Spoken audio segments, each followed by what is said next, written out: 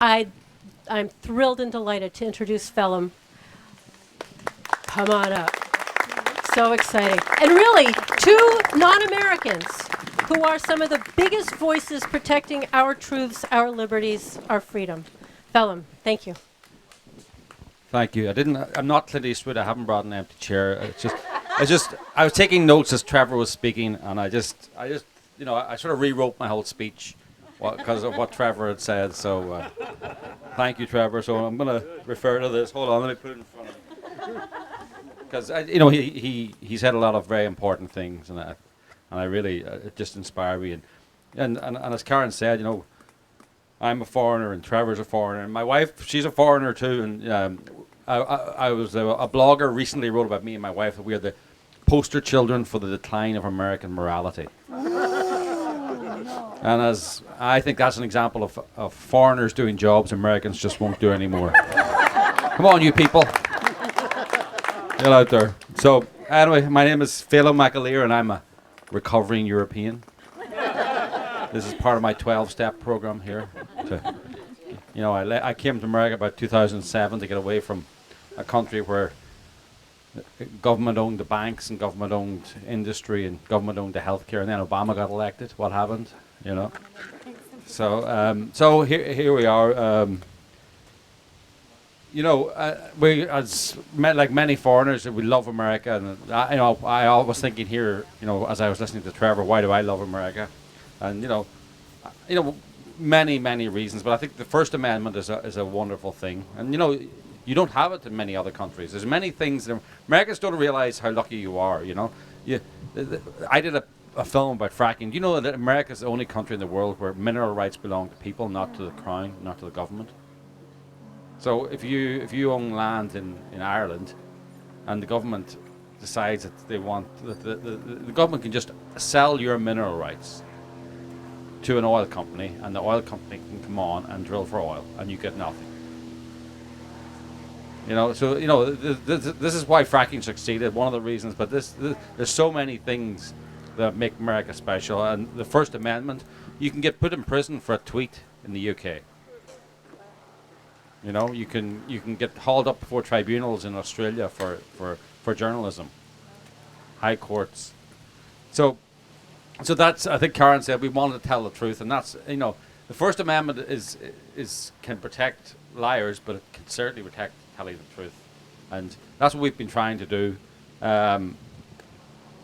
When I saw Hands Up, Don't Shoot, when I saw all the Ferguson stuff, I actually did something that many people don't do. I went and I read all 5,000 pages of the Ferguson grand jury report, not the report, the actual eyewitness testimony.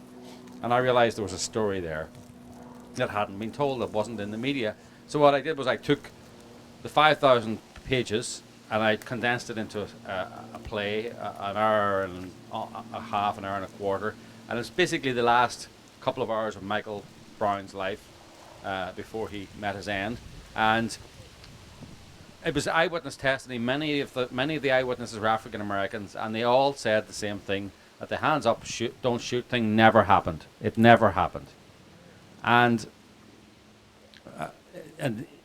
I thought that was worth bringing to the public. So I wrote a play. I only used people's verbatim testimony. I didn't add anything. There was no Katie Couric style editing, for dramatic pauses. I'm trying to get that phrase into the American lexicon, by the way. Couric style editing. So use it every chance you can. Let's get a new word into the English language. Do a Couric on it. All right.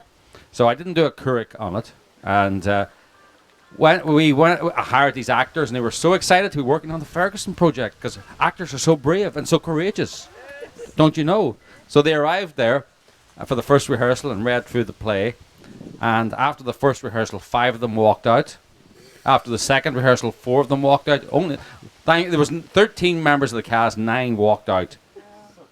I was going, but this is verbatim. This is African Americans saying what they saw, and they were going, no, it can't be true. It can't be true. Or I don't want it to be true. Or I don't know. Or I'm going to have to receive a bravery award. That's why I'm being a coward right now. Or something. I don't know. They were so busy awarding themselves bravery awards, they forgot to do something brave. So 9 of them walked out. and I hired more, and some of them walked out. So eventually I got a cast and put it on, and it was wonderful. And it was a play, and I could see people in the audience straining for every word because they knew this was the truth. The truth is very important. The truth is very compelling. And that's why we did the Gosnell story as well. A lot of the Gosnell film, it's coming out next year. It's based entirely on verbatim transcripts of the trial. And some of it is so awful that we had to change, we had to sort of do a reverse Couric on it. We had to make it less dramatic than the truth because people wouldn't believe it. So that's what the First Amendment gives us is the ability to tell the truth, even unpopular truths. Because if you don't have a First Amendment, you have government truths. You have official truths that are not truths. Like on New Year's Day in Sweden or Germany, it was 500 women were sexually assaulted. Media didn't report it for 3 days. The police didn't report it. They released a press release saying, another happy day in Germany where the fireworks went off to welcome in the new year. But of course, they tried to suppress the reality of Muslim immigrants sexually assaulting women. So, be very grateful that you have it. Let me just see. And that's why we're doing the Hillary emails as well, actually, is because I don't know if you're familiar with the project. It's called Clinton Emails on Film. So Hillary staff, there was a Freedom of Information request for Hillary's emails and Huma Abedin's emails and all that. And the group asking for it was told, oh, no, you can't, there are no emails. And they thought, that's a bit strange. Then, of course, it emerged that all of them were using private emails. So there were no emails because they were all sitting in a server in her basement in New York. Can you believe that? She had a server in Gmail had better security than Hillary Clinton, and I mean that. If your average Gmail account is reasonably secure, they had ClintonEmail.com in the basement of her New York residence. So a judge gave the Judicial Watch, this organization, the permission to depose under oath Hillary's senior staff. And Hillary's lawyers went to the judge and said, yeah, you can do, that's great, you can depose them. And we know it's going to be video recorded, but we are asking that the tapes of these depositions be suppressed until after the election because they could be used for nefarious purposes.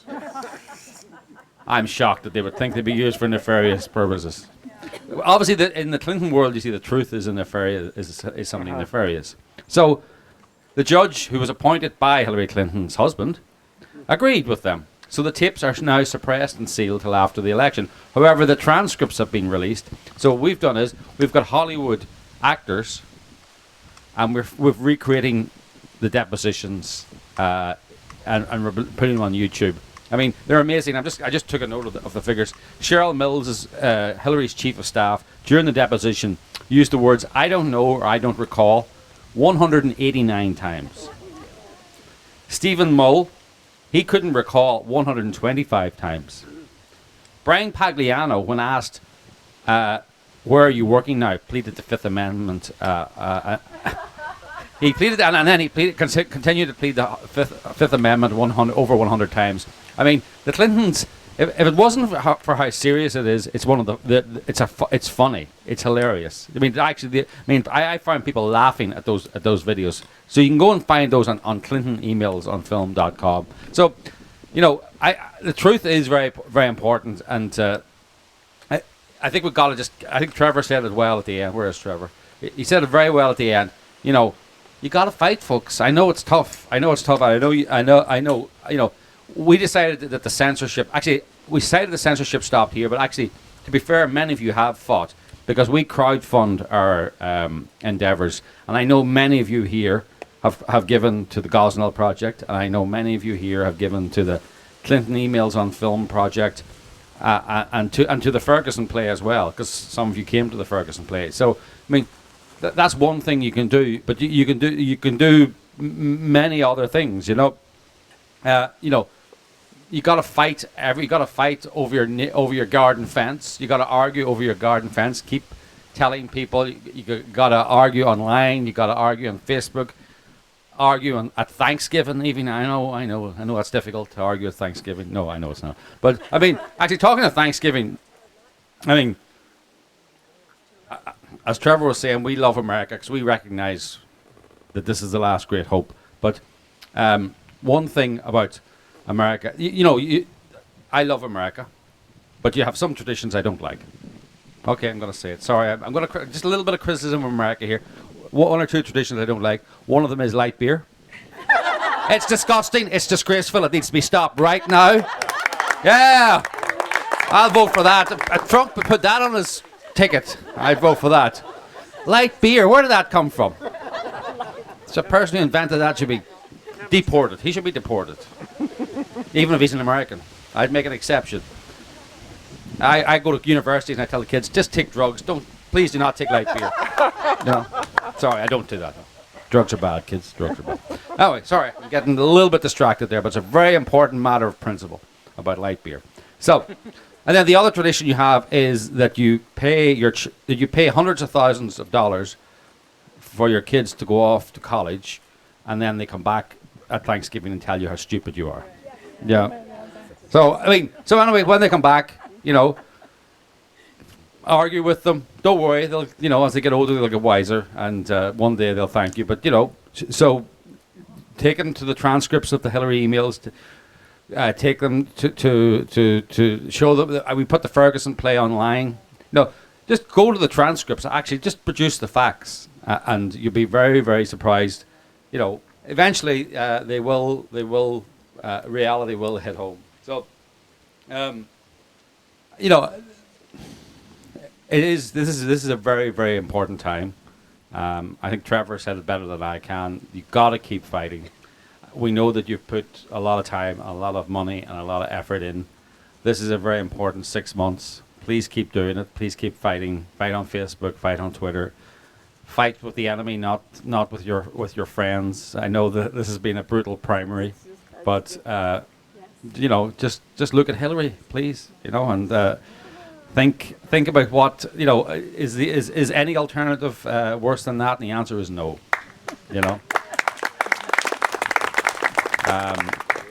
So please, Avi was, he called it the American Freedom Alliance, and it's you've no idea. I mean, I just can't tell you how important America is for freedom-loving people across the world. There are people getting up every morning in Africa and Asia who looked to this as an example of how their country should be.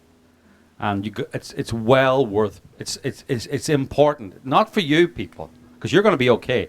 It's important for generations here and generations elsewhere that you preserve and improve what you've got here in this wonderful experiment.